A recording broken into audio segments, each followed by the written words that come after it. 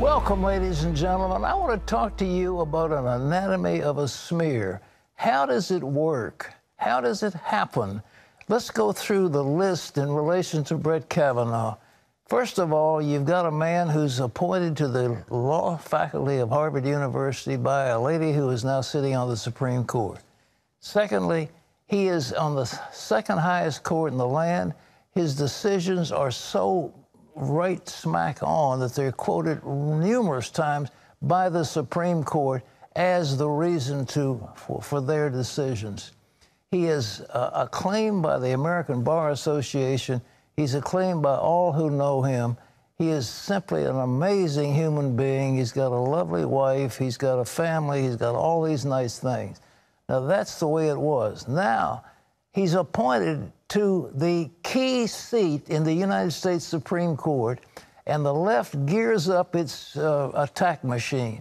Now, what do? First of all, some of the senators begin calling him a, quote, monster. How did he get to be a monster? He's a monster because he's going to be there at the deciding vote to take away their power. So now he's a monster. Secondly, they begin to bring witnesses against him to say he's a sex fiend, he's a serial rapist, he's done all these horrible things to women. Well, that doesn't work because the reports of these women doesn't bear out. So what's the next line of attack? Well, he's a mean, staggering drunk. And, people who knew him in college said, you have no imagination. He threw a pitcher of beer at somebody. He's mean, nasty, obviously unfit to be a judge. All of this is all not true. But nevertheless, the Senate is going to confirm him. They're not going to pay attention to that. And the FBI, according to what I understand, should have all the work they're doing finished by Wednesday or sooner. Today, that's tomorrow. As a matter of fact, most of it is done already. They'll have a report in hand. And Mitch McConnell, God bless him, is standing tough. And they expect to have a vote by Friday, maybe even sooner. So, but ladies and gentlemen, that's how the smear tactics work.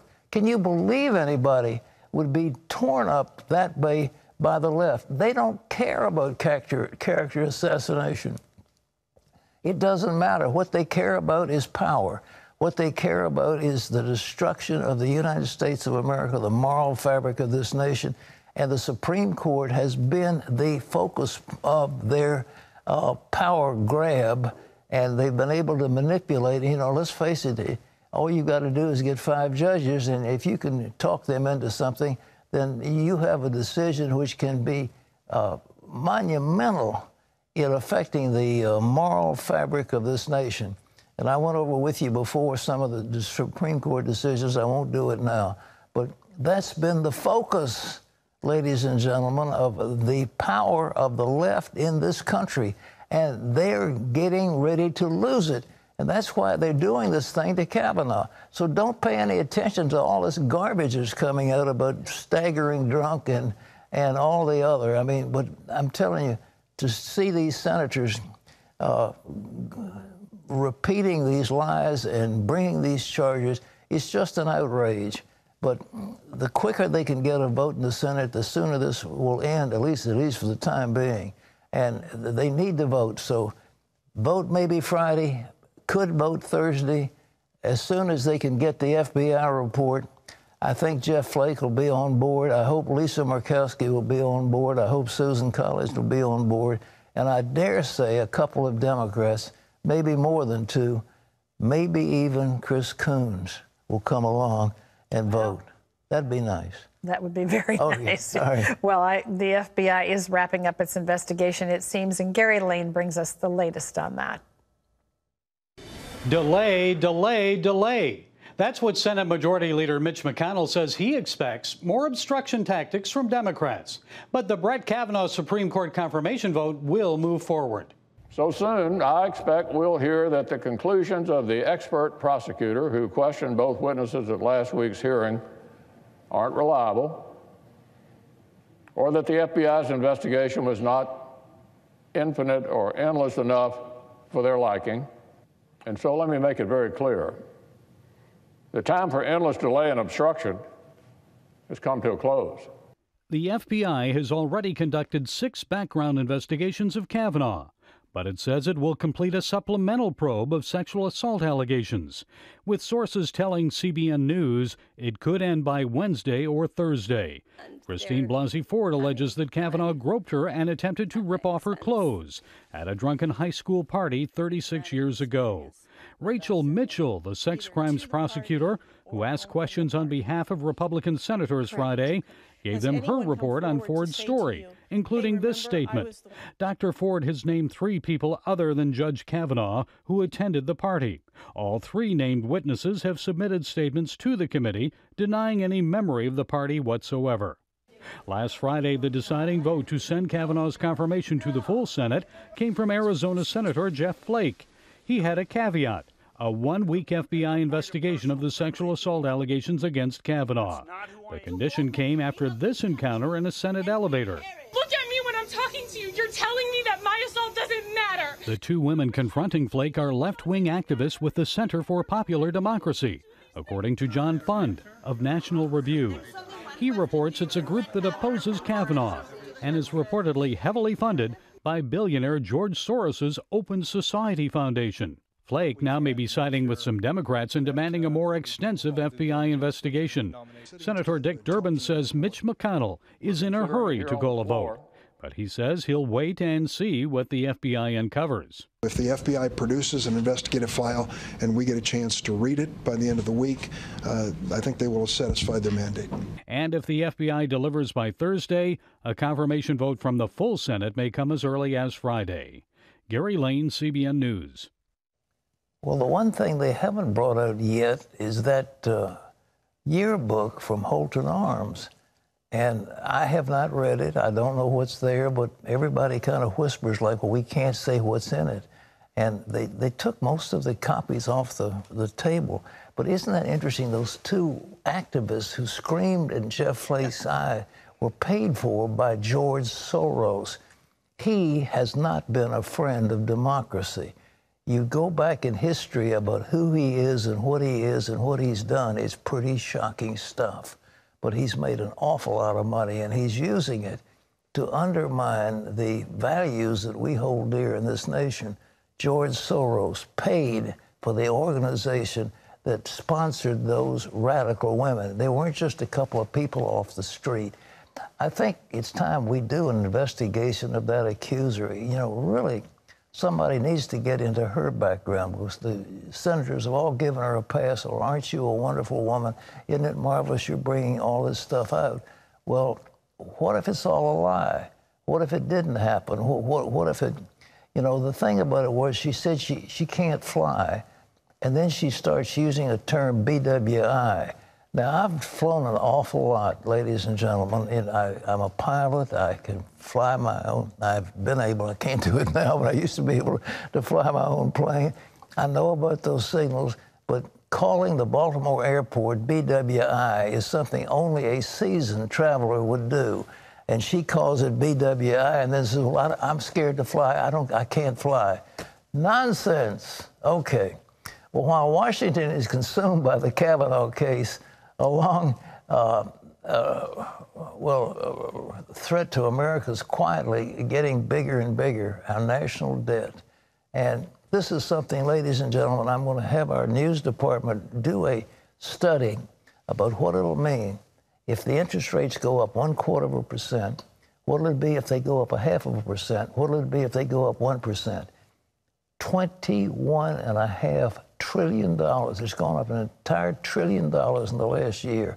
And our spending is out of control. And Democrat and Republican, none of them seem to be talking about the danger of this debt. John Jessup has it. Pat, the federal debt, as you were saying, shot up again in fiscal 2018, growing by nearly $1.3 trillion, bringing the total national debt to just over $21.5 trillion. CNS News reports it's the 8th time in the last 11 fiscal years that the debt has grown by at least $1 trillion. The Congressional Budget Office projected in June that the national debt will reach nearly $100 trillion by 2048. Well, the Ottoman Turks tried to overrun Europe centuries ago, but they were turned back at the gates of Vienna. Today, Turkey is again establishing a presence in Europe, recently dedicating one of the largest mosques on the continent, this time in Cologne, Germany. Dale Hurd has a story.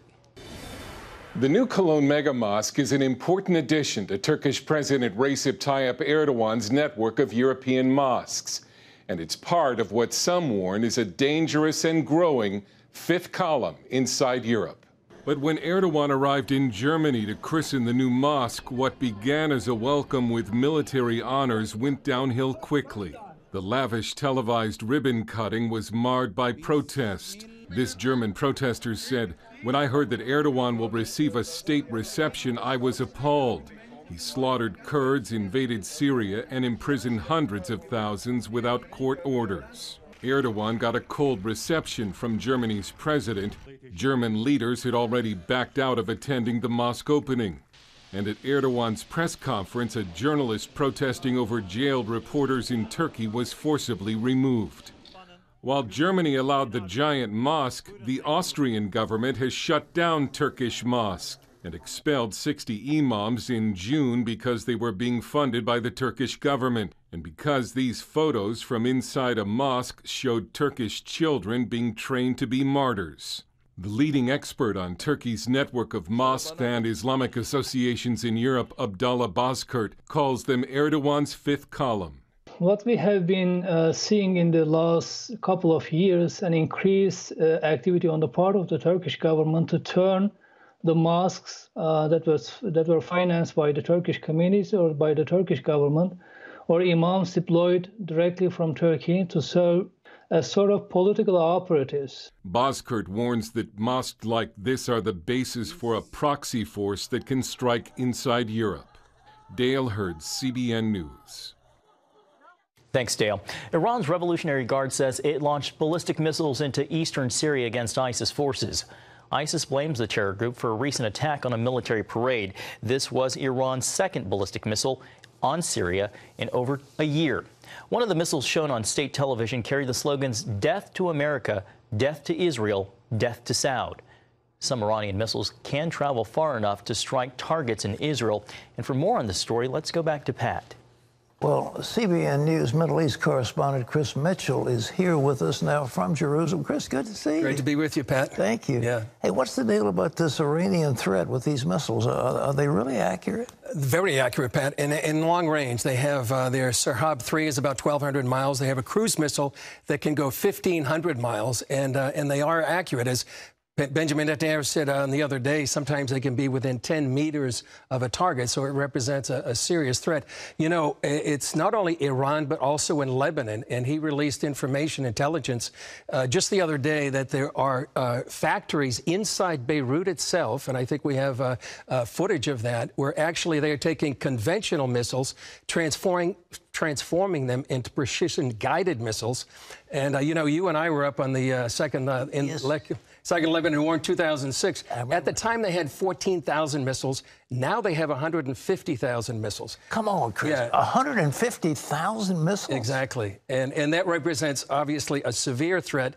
Many of them can hit anywhere in Israel. What is Israel going to do with that kind of a threat? I mean, should there be a preemptive strike?